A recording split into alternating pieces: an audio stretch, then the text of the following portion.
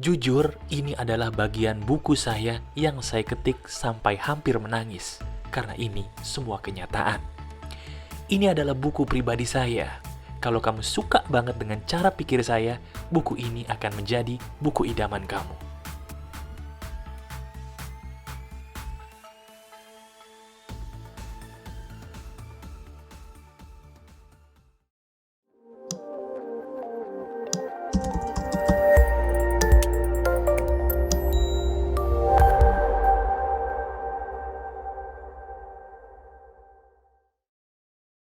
Halo teman-teman, ada saya kembali Aryan Surya, sahabat baik kamu dari Pagar Kehidupan di Podcast Pagi.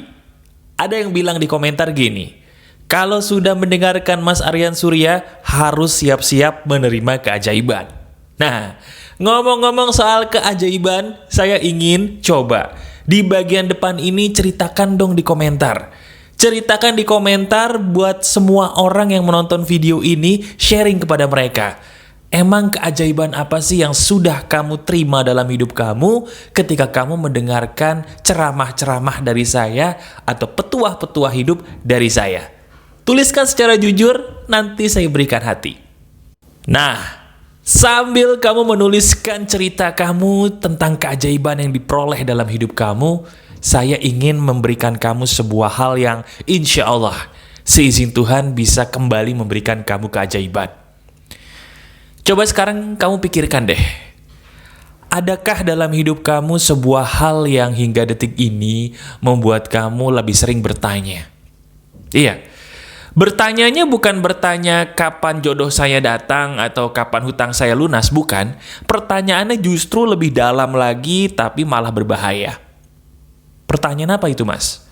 Pertanyaan itu adalah, benar gak sih Tuhan itu ada?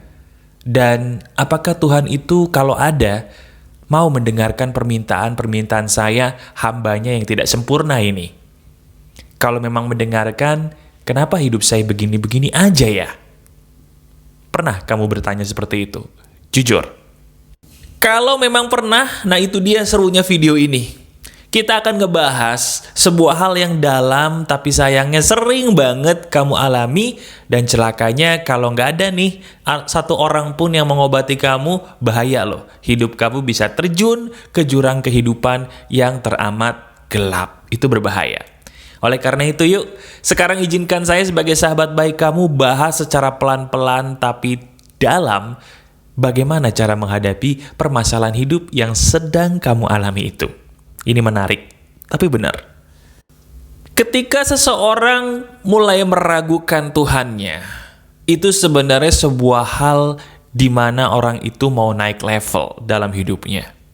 Saya ulangi ya, ketika seseorang mulai meragukan Tuhannya, itu sebenarnya pertanda dia sedang mau naik level ke dalam level hidup yang lebih tinggi. Mas, saya tuh sebenarnya sudah sering, Mas, dengerin ceramah-ceramah agama atau motivasi-motivasi hidup yang lain. Tapi entah kenapa dalam hidup saya selalu aja kayak gini-gini terus, Mas.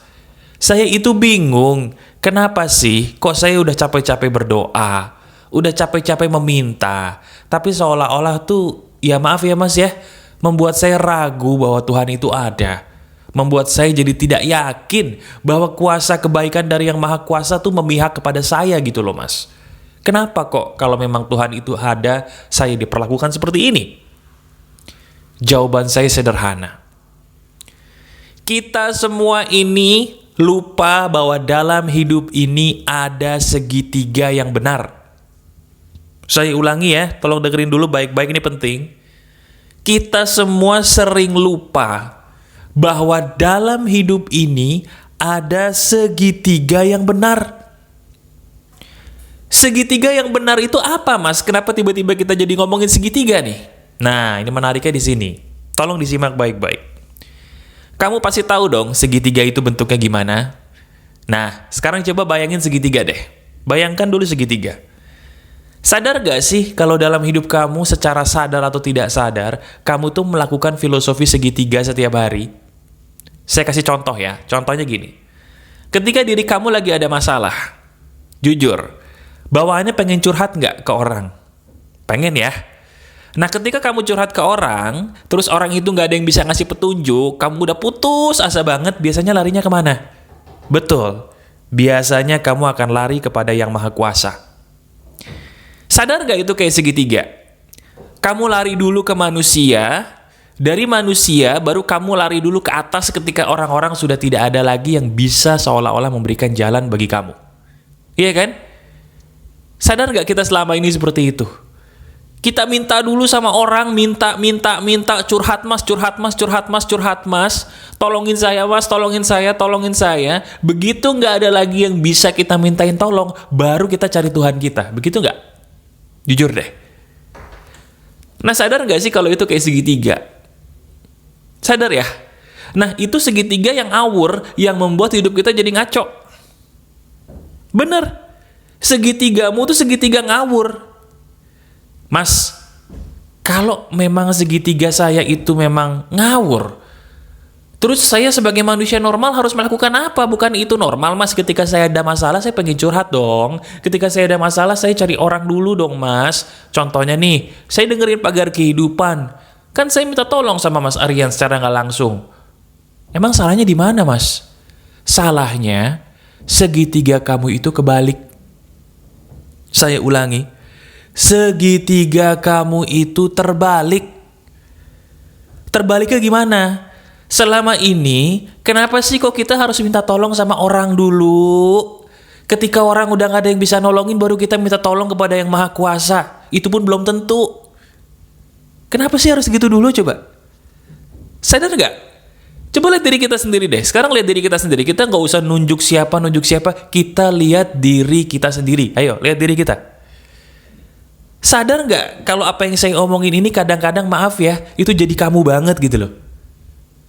Selama ini sadar nggak kalau secara jujur nih ya, segitiga kamu dalam hidup tuh kebalik gak sih? Mintanya ke orang dulu sampai habis pertolongan dari orang, nggak ada jalan, baru minta kepada Yang Maha Kuasa. Kenapa harus begitu? Itu kebalik. Nah, sekarang coba balikan filosofi segitiga kamu. Saya ulangi, tolong balik filosofi segitiga kamu. Gimana mas? Ketika lagi ada masalah, tahan keinginanmu untuk curhat sama orang. Mau orang itu kamu percaya kek, mau orang itu kamu kagumi kek, mau orang itu katanya punya kredibilitas yang oke punya kek, stop dulu.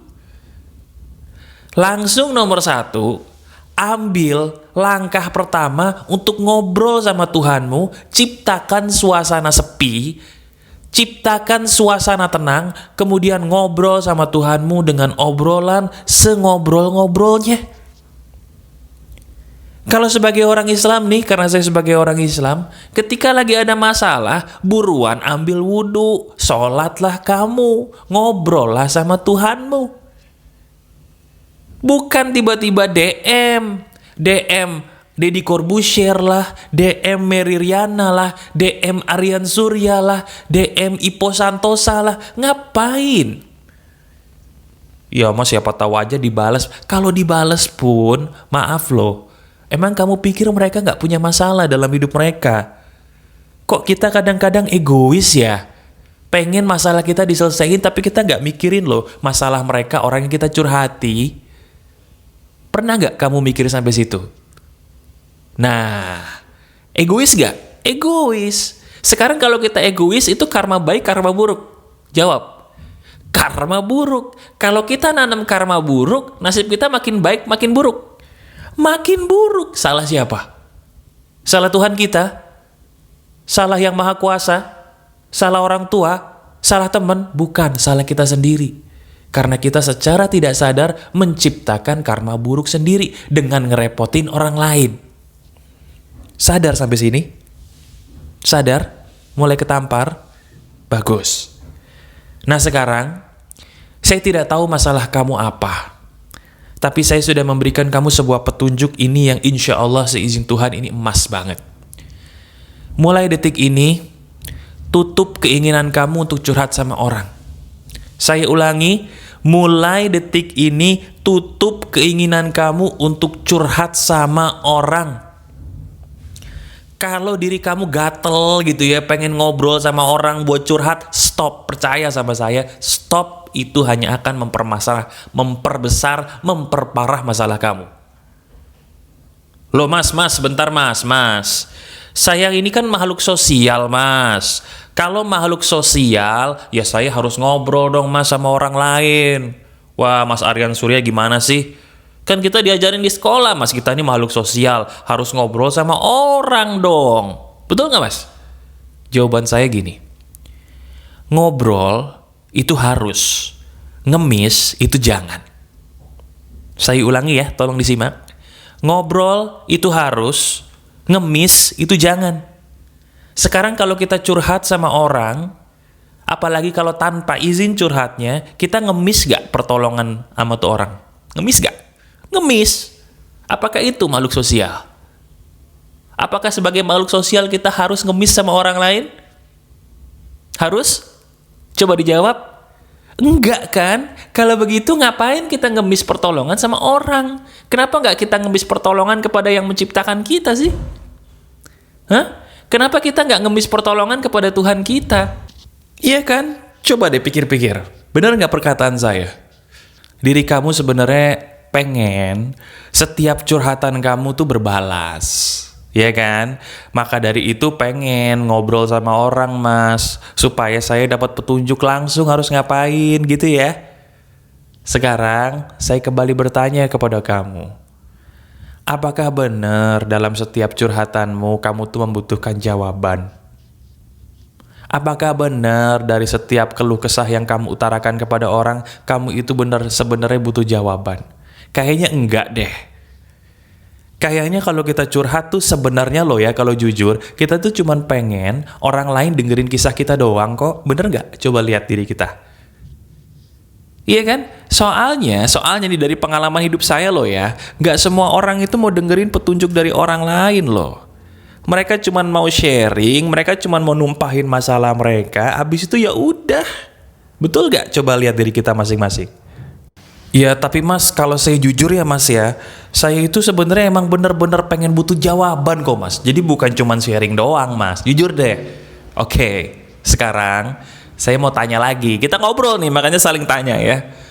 Sekarang kalau kita pikir pakai akal sehat deh. Manusia kalau ngasih petunjuk emang pasti bener. Coba saya tanya sama kamu, pernah nggak kamu dalam hidup kamu dikasih petunjuk sama orang, bukannya makin bener hidup kamu, malah makin ruwet, makin hancur, makin susah hidup kamu? Pernah nggak? Coba jujur. Pernah nggak diri kamu dengerin saran dari temen kamu mungkin, begitu dengerin malah hancur hidup kamu, bukannya makin beres, makin hancur? Pernah nggak? Kalau diri kamu jujur, apalagi sering curhat, pasti pernah lah. Beberapa kali, sering bahkan, ketika curhat sama orang, masalahnya bukan tambah beres, malah tambah ruwet gitu loh. Nah sekarang coba ditanyakan, mau sampai kapan kita begitu sih? Kita ini sebenarnya suka keracunan curhat loh, cuman gak sadar. Curhat itu kadang-kadang jadi racun buat kita. Kenapa? Karena pendapat dari orang yang kita mintakan tolong belum tentu itu yang kita butuhkan. Nah maka dari itu, daripada kita keracunan curhat, sekarang rubah segitiga kamu yuk. Jangan pakai segitiga yang kebalik, balik lagi segitiga kamu menjadi segitiga yang benar. Gimana mas caranya? Ayo curhatnya kepada yang maha kuasa dulu. Securhat-curhatnya, abis itu baru cari orang buat ngobrol. Tapi setelah puas curhat ke Tuhanmu dulu. Itu dia, puas-puasin dulu, coba deh ngobrol kepada Tuhanmu sepuas-puasnya dulu. Begitu udah puas, baru dengan hati yang lebih enteng, lebih lapang, baru cari orang buat dicurhatin.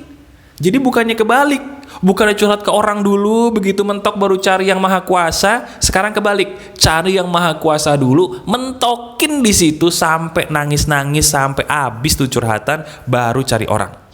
Jelas gak nih? Nah, jelas ya. Jadi dari sini saya ingin kamu sebagai sahabat baik saya, ayo. Jadi sahabat pagar kehidupan itu sebenarnya gampang. Kita cuma harus mau mengembalikan jalan hidup kita ke jalan yang paling benar. Saya bisa, kamu pun pasti bisa. Cobain ya, dan rasakan keajaibannya. Masih ada saya, Aryan Surya, sahabat baik kamu selalu dari Pagar Kehidupan. Tetap keep the spirit, keep sharing, and keep loving. Bye-bye.